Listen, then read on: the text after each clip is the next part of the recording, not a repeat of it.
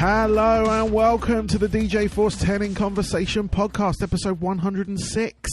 Thank you for downloading this episode or streaming it, however you're listening. My special guest this episode is Ryan from Imonolith. Ryan was previously in the Devlin Townsend project, amongst some other outfits and stuff as well, along with a few of his band members. They've been in various bands, including Threat Signal and things like that.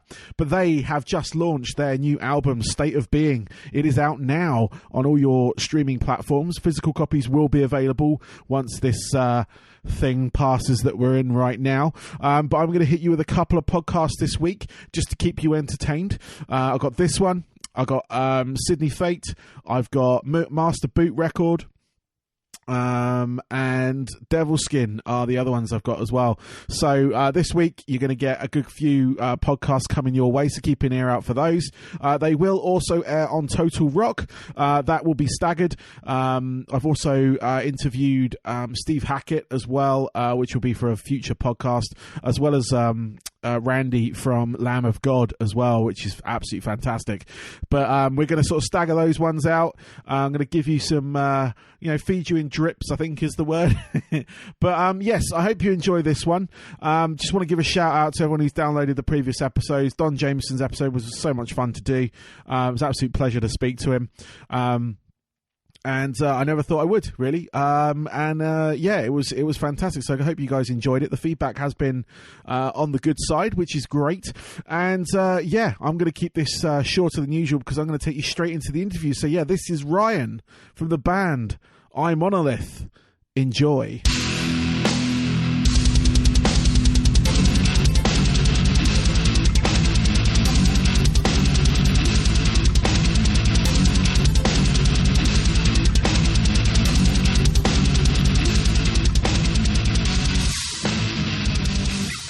Ryan from Imonolith, welcome to the show. Thank you for being here. Thank you for having me. Glad to be on the show. Excellent. And you're, let's go from the start, shall we? So, formerly you were in the Devlin Townsend project. Yep.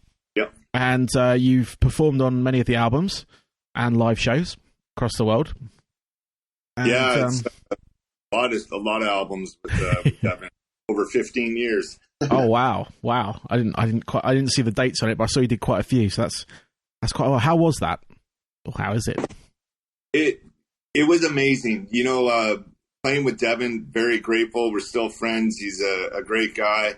The experience was awesome. I can't say anything bad about it, and accomplished a lot of my dreams through that band, and now I'm just going to continue with them with the Monolith, or that's the plan at least. Yeah, we're just going to bring on to that. So you've started your a new band from scratch. Could you tell us about the formation of Imonolith and how you guys got together? Yeah, how that worked was Brian Waddell, who played bass for Devin Townsend Project, and we started writing material together back in 2015. We always knew that Devin likes to change things up, and Devin Townsend Project was the longest serving project or band that he had, and we knew down the road it wasn't going to last forever, so we decided to start writing music, which eventually turned into a Monolith. Come 2018, Devin did what we assumed would happen eventually, and that's break up the Devin Townsend Project. So Brian and I said right away, hey, this is our opportunity for all those songs we were writing to form a new band.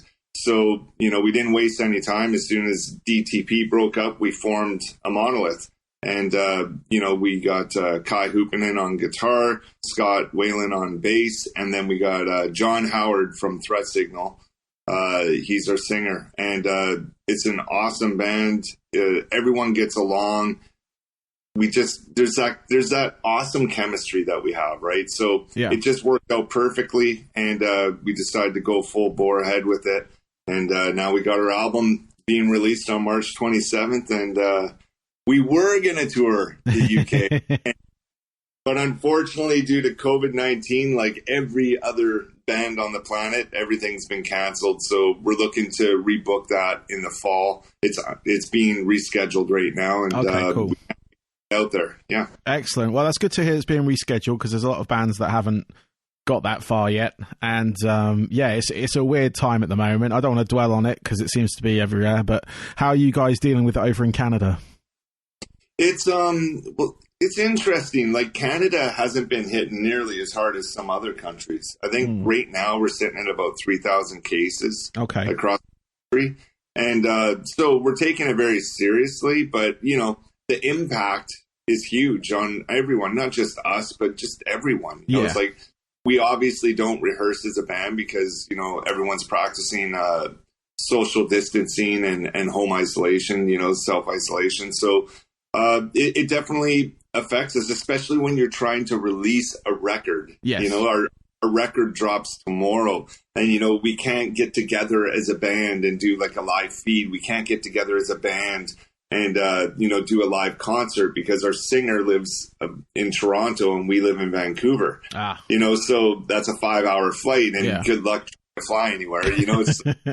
It's interesting times, but the way that I look at that is there's always a positive and a negative. There's opportunity in times like this. You just got to get creative and you got to look for it. So that's what we're doing. Okay, well, excellent. I mean, I'm glad it's not hitting so bad in Canada. Right here in the UK, we've just a couple of days ago, they put us on lockdown. So we can only go out as a single person for either exercise once a day or going to get essentials from the store. So I know, I heard that. And I have a lot of friends over in England. Obviously, with my Devin Townsend project days, I got to know a lot of good people over there, and I feel for you guys. But you know what? I'm following all this stuff worldwide because I got friends all over the world. But I think it's the right thing that you guys are doing. Yeah. You know what I mean? Definitely wishing everyone in the UK, safety and health for sure. Thank you. And I hope it doesn't hit over there so bad. I hope you guys have a minimal impact, I guess, on that front, but we don't know because it's a virus, so we don't know what it does. So, No, but I appreciate that. It's like we're in this together as a planet, right? Yes. So, I don't wish harm towards anyone. I never have, and all I've ever wanted is, for everyone to be happy and live a good life, right? So let's hope this passes soon. Everyone seems to be taking the right measures to make this a right and correct. Yeah, and the fact you guys got an album coming out imminently, it's a good time that people are still. I say having something new out there for people to listen to is very important. I've said it to a few sort of bands that I've spoken to, but art is a constant that is needed during these sort of times because it's the kind of thing that gets people through however this affects them. And the fact that you guys are actually releasing an album does help, and it's like the tracks that I've heard so far, the 3 tracks you've released, like pre-release, are fantastic. We'll get onto that in a moment. But I just wanted to sort of like put out the importance of the fact you are putting out an art form, and I'm grateful for that. I am, and I know a lot of my friends are as well because they music is their life. And they listen to music to get them through certain things, and this is the kind of thing that will help. No, I appreciate that way of looking at it, and it's very true. Music is a constant. There's never a dip, per se, of how music affects people or how it can help them through some tough times, right? And this is exactly that. And even with the album title, State of Being, ironically enough, it's like, here we are in a very challenging time, and our album's coming out at this time, and that the message in the record is based on we're dealing with the state of being right now. So the cool thing is, I think people can look at this record when they hear it, and it can actually help through times like this as well, because there's a positive underlying message throughout that record. So. Yeah, we're hoping a lot of people really enjoy it and that it can help them through this time as well. Cool. Excellent. Thank you for that. So let's get on to the album itself, State of Being. We've already mentioned it. You've released a couple of tracks already, as in like pre-release for streaming and things. You got Instinct, Dig, and Becoming the Enemy, which features, is it Johannes Eckerström? That's right. Is that the same Johan from Avatar? That's correct, yeah. Oh, fantastic. How did that come about? Well, you know what? Through Devin Townsend Project, of course, I got to meet so many different bands over the years and become very good friends with different people. Johannes was one of them. And I just always loved his voice. He's a great person. And more importantly, his voice sounded really good with John's. And that's what we were looking for. We weren't just looking for anyone. We listened to different people that we had connections with. And we're like, man, that voice would sound awesome with John's voice. And it does. It matches perfectly, right? Yeah. And so I just called him up and I'm like, hey, brother, you know, we'd love to have you guest appear on the record. Would you be into it? And he was all over it. He's like, oh, of course, yes, let's do this. You know, I sent him the song, loved the song, gave him the parts, and he just knocked it out of the park. You know, we gave it to our producer. He fitted them in the places that we needed the guest appearance. And it just sounds awesome. We're very, very happy with it. No, I love that track. That, and I think Instinct was one of my other favorites as well. I just been having that on repeat. So Instinct's, that's a bit of an ass kicker for sure. You know what I mean? It's just straight up. It's got that really hooky chorus, but then it's really driving up tempo song the rest of the way, and a really cool lyrical message in it as well. You know, it's just finding yourself and getting through tough times. You know, and you know, just cutting out all the fat and getting lean and getting back to who you really are. Excellent. So I was just going to comment on Avatar. They were one of the bands I saw for the first time. I had no sort of prior, I wouldn't say prior knowledge. I had sort of heard of them. And I saw them live supporting Hailstorm in England. And they totally blew me away, to be perfectly honest with you. So finding him on your record, I was really excited. Like when I saw the promo come through, I was like, oh, wow. And I listened to it straight away. But so his voice is amazing. Yeah, you want to know the funny thing is I started getting into Avatar in 2017 on the last tour cycle we did with Devin Townsend. Yeah. And we were at Golden Gods, actually. And they were performing at that Golden Gods awards show in London. And Devin Townsend Project was just there to hang out and check it out. And Avatar came on stage and I was just like, who the hell are these guys? These guys are awesome, right? Yeah. And they just killed it. They're the best band on that stage, that award show, in my opinion. Yeah. Loved it. Right? So, and then, you know, we were playing, because it was festival season, we were playing some other festivals and stuff, and their dressing room happened to be beside ours a couple times. And so it's just funny how all those things work. But that was the first thing, too. Just like you saw him live and you were blown away. Yeah. I saw him live. I was blown away. Yeah. And you know, as a side note, with Imonolith, our record's one thing, but I think where we're going to really win over a lot of people is when they see us live. That's our main goal. That's why we're just itching to get out there. Yes. Yeah. Now it's sort of, now you've been forced not to do it, and it's just kind of like, So yeah. That's awesome. So what else can we expect from the album? Obviously there's a whole bunch of other tracks that come with the three that are out there at the moment. Obviously I could wait till tomorrow and find out, but is there any other I don't know if there's any other guests on there or anything, or if there's anything you wanted to give away about it.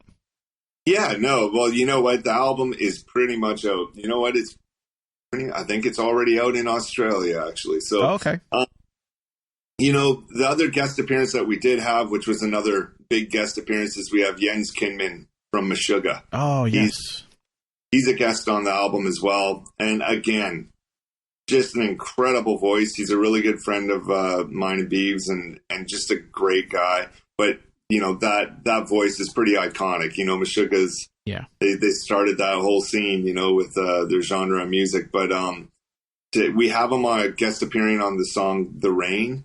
And again, Jens just brought it to a whole new level, right? And just hearing that voice on one of your songs, it's pretty cool. You know what I mean? Yeah. And it's weird because, like I said, we're good friends, but you still can't get over the fact once you hear him in that state, just him being Jens the singer, you're just like, man, that's pretty cool. You know, so.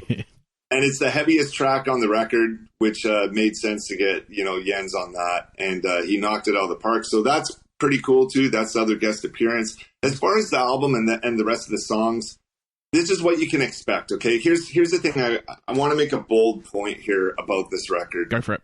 we did not come out with this record to reinvent the wheel of metal. We're not trying to start a new scene. None of that. Our goal was to try and write the best songs possible to create an album that was a journey to listen to, that has highs, it has lows, tempos are all over the map, there's dynamics, there's clean vocals, there's heavy songs, there's lighter songs, slower songs, and then there's everything in between. You know, it's like we didn't want to reinvent the wheel of metal. We just want to write a really cool record that would be a journey to listen to. Another thing is from all the past bands that we came from, that isn't us first and foremost. You know, it's like, and another thing too, for the people who are like, oh, they come from Devin Townsend, we're going to expect some craziness and all this, you know, that's, and we get that a lot, you know, but hey, listen, no one is going to do Devin Townsend better than Devin Townsend. Yeah. You know, we just want to be our own thing, and we aren't prog, you know what I mean? We aren't going crazy, you know, and stuff like that. We do have our moments where we're heavy and crazy. We do have our moments where we're super catchy and stuff, but we just wanted to be our own thing. So with State of Being, it's a collection of what we thought were great songs, and it's a journey. Lyrically, it's a journey. Musically, it's a journey. There's highs and lows, and it's just a fun album to sit down and listen to. And that was our goal, and we really feel we accomplished it. So that's really what, you know, listeners out there can expect. And it's exciting. I think it's a really fun listen. I'm really excited for a ton of people to hear it. Cool. I'm excited to hear it as well. I'm going to wait for tomorrow. I subscribe to one of the music's streaming services, so I'll wait for it to come on there. And that way, you know, you get a couple of shekels as well to for me listening to it. So anyway, you're releasing this album. Is it on your own label? Yeah, it is. It's through a label we created called Imonolith Music, and I'll go into that a little bit as to why we did that. I'm sure that you're curious about that. Correct? I am indeed, yes. Yeah. Okay, so we did talk to labels. We did have interested labels. But the thing is, with the state of the music industry and how things are being run, and, you know, is it really going to be financially viable for us to sign to a label? Being a brand new band, they're not going to give you a ton of money right off the bat. And even with the bigger bands, they can still struggle through labels depending on the deal they sign. Yeah. So we got into a situation where we created, we have some business partners, and we created our own label. It's a lot more work, and we knew that.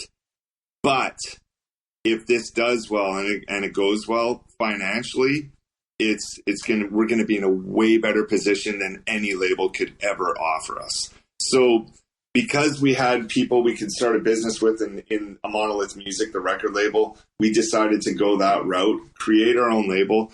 The biggest thing too is we're in control of our music. That is huge. You know, it's like we're in complete control of it, right down to what songs make the record, right down to how we're going to release it, what streaming platforms. How are we going to do vinyl? Are we not going to do vinyl? Every decision is up to us. You know, you take 100% accountability for it, but having that control and, you know, control your destiny basically it's priceless. You know what I mean? So the fact that we were in a position to do that, we felt we'd be crazy not to go that route. You know what I mean? So, that's why we decided to do it that way. So far, it's been amazing. We have an incredible team of PR people, management, radio people, like you name it, booking agents. Every way that any other band signed to a label is being run, we're being run the exact same way. It's just, you know, we're having to do a lot more work than bands who are signed to labels, where, you know, labels do the work for them in certain areas, right? But it's also helped broaden my experience too. You know, it's like I do a lot of the stuff for the band. I'm kind of the band director, I guess you could say. So I've learned a lot of new things about the industry, and to have that know-how is a really cool thing to add to your repertoire as well. So that's the reason why we went, you know, the route of doing it independent through our own label. And so far, it's been an amazing experience. And at this point, fingers crossed, we see how the album does and get out there touring and see where we can take this. Yeah, no, it's definitely a good position to be in. I was in the same position many moons ago. I was in a metal band here in the UK, and we went the sort of DIY route. Where we sort of formed our own label, released our own records. I ended up being sort of the same person as you are in the band director or manager at the same time, which was, you know, it's difficult to juggle because you are part of the band and also, you know, you're trying to, I guess, market the band to certain areas of the world.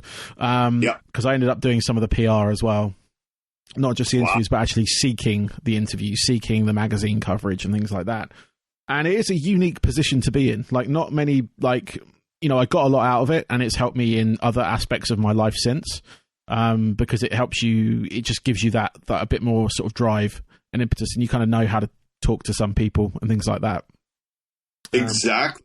It's endless, the amount that you can learn from it. And well, now that I know that you did the same thing, it's like, I think you know exactly where I'm coming from. Like, man, I may be teaching my students worldwide from Skype lessons and stuff, which fortunately I can still do. The COVID-19 doesn't really affect that in a sense. But at the same time, what I'm doing for Imonolith as a band director, management, whatever you want to call it, it's easily, you know, anywhere between 4 to 8 hours a day, easily. Yeah. It's another full-time job. But you know what? This is what I wanted to do. I'm doing it. I'm extremely grateful that I'm in a position to do this. So, you know, onwards, man, you know, just to make the best of every situation. And I'll tell you this, COVID-19 isn't going to slow us down. It may delay some tours and do some other stuff, but we'll find a way around it. And we're getting this out. And tomorrow's a big day for us. Excellent. Well, I was going to speak about Canada next. I mean, I've spoken to a few bands out of that area of the world. When it comes to sort of like the metal bands, obviously Devin Townsend's out of that way. But I was sort of like, what was it like growing up in Canada with the sort of like rock and metal scene? Because coming out of there was quite a few bands like Cancer Bats, and I know another band called Double Experience who have done a few tours over here and stuff like that. How was it for you generally, like, you know, when it comes to that rock side of things? It was interesting. Like, when I grew up and I started drumming, I was actually a huge Rush fan. Neil Peart was my biggest influence. Rest in peace, Neil. Yes. And, you know, he was a huge influence. So I had that prog element. But then I found a band called Pantera. You know what I mean? And I loved them. But as far as, like, metal bands in Canada and the rock and metal scene, I wasn't really too connected with it, to be honest. That all my favorite stuff was from other countries. Okay. You know, and it's funny, like, even with Strapping Young Lad, big metal band out of Canada, you know what I mean? And they're from Vancouver, where I was growing up in the music scene and stuff. Being honest, I didn't like Strapping Young Lad. I remember listening to City, and I was like, this is garbage. You can't even make out what they're playing, because I was like, what's going on? Because the production's kind of shoddy on that record, you know. But once I saw the band live and I understood it, totally changed my mind. And then, you know, when I listen to City now, I'm like, this is a brilliant record. You know what I mean? But so I was kind of disconnected with the metal hard rock scene in Canada. I always followed more bands from other countries other than Canada, right? But we didn't have a lot, to be honest. We didn't have a lot to offer. You know, I'd say the biggest metal bands coming out of there, obviously Devin, and then, you know, Strapping Young Lad, and then there was Annihilator, which also did a lot of stuff out of Canada. But, you know, that's kind of where I was, you know, and different musical tastes from different countries all over the world. Cool. So I've got a couple of questions left for you now. They're more about yourself than the band. But yeah, I was just going to ask you this is a question I ask everyone, but it's quite a loaded question. But what are your 3 top albums that are kind of like made you the musician that you are or person that you are today? Definitely Rush, Moving Pictures. Excellent. It's a good album. Love that record. Yeah. And Neil, again, one of my biggest influences ever. Definitely, I would say, it's a tie between the two. So I'm kind of cheating here. But definitely be Pantera, Vulgar Display of Power, or Far Beyond Driven. Those are my two favorite records by them. But they are a huge influence on me. I love Pantera. Yep. And if I were to choose a third one, and this may be a bit of a shocker, but they are probably my biggest influence as far as songwriting goes. It'd probably be the Beatles. Nice. And Abbey Road, just because the songwriting by the Beatles is by far my biggest influence. They're my favorite band. Nice. Period. Excellent. So I'd say those three albums, and you can see the diversity in it too, right? It's like I listen to everything. I was listening to Bob Marley the other day because I love Bob Marley, you know. But those three albums, definitely Moving Pictures, either Vulgar Display of Power or Far Beyond Driven, and then Abbey Road by the Beatles. They definitely were huge influences on my life and my music. They are all fantastic albums. I mean, Rush, for me, they're like one of my sort of all-time favorite bands. Even my DJ name was devised from one of their songs. So that's right. It was like, nice. I was like, it was just one of those things. Like, I not many people pick up on it because I use the sort of, because my DJ name is DJForceX, and they've got a song called Force 10. But I use the Roman numeral at the end rather than the number. So that's right. It's not always like generally known, but I mean, some people closer to me know about it. But you know, it's sort of like they are one of my all-time favorites. And I mean, Pantera, right? You know, Pantera. There's not much more you can say on that front. I was fortunate to see them live, and and I really like their albums as well. And it's one of those bands that you'll never kind of see again, unfortunately. But you know, they got a good place in my heart for them. And the Beatles, being British, most people here like the Beatles. You know, if you don't, it's Led Zeppelin. But you know, I like both, so it's all good on that front. No, those are fantastic albums. Excellent. And finally, what are your hobbies away from music? So when you're not drumming or teaching drumming, what else do you do? What do you do to get away from it all? You know, and I'm a big fan of traveling. I love going to beautiful places. I'm a sun seeker, so it's like to get out there, lay on the beach, and do that. There's that side of me. I love health and fitness, so I'm a guy who hits the gym 5 days a week. I do it to feel good. I do it for my drumming, so when I go on the road, I'm in top shape, and I can perform and put on a great show for all the people who support us. So I'm a big fan of health and fitness, and like I said, I feel good. That's the big reason why, and I enjoy it. You know what I mean? It's pretty cool. It's like I get a workout done, I feel great after it. I love sports. I used to play tennis quite a bit. Okay. So I love playing tennis. I obviously from Canada, love hockey. It's my number one sport. I love playing it. I love watching it. I was so bummed when they canceled the season because of COVID-19. Yeah. I was like, I'm going to be inside and I can watch all the hockey games. And I'm like, no, And so they canceled that. I'm also a fan of MMA. I've followed it for many, many years. And a good friend of mine's a big teacher here in Vancouver for jiu-jitsu and stuff. So, I'm always watching the big UFC fights and stuff. And it's more for the strategical part of it that I watch UFC. It's not to watch two guys beat the crap out of each other. It's like I love the strategical part. I've learned a lot through my buddy, right? So, generally it's like another thing. I'll end it with this one. I own a Volkswagen GTI, and it's a 2016. Fully loaded. Yep. And I love nothing more. I did it yesterday because it's a beautiful day out. I love nothing more than jumping in that car, putting on some great tunes, and driving. Right. I don't care where I'm going. I just love driving, man. Excellent. I love hitting the road. And, it's like one thing that I want to do very soon is just drive down to LA, which we used to do for family vacations when I was a kid. We'd drive from BC all the way down to LA and spend a couple weeks there and drive back up. That's on my bucket list, which I haven't done. It's very achievable, and I can't wait to get that one checked off the list. But driving's another one.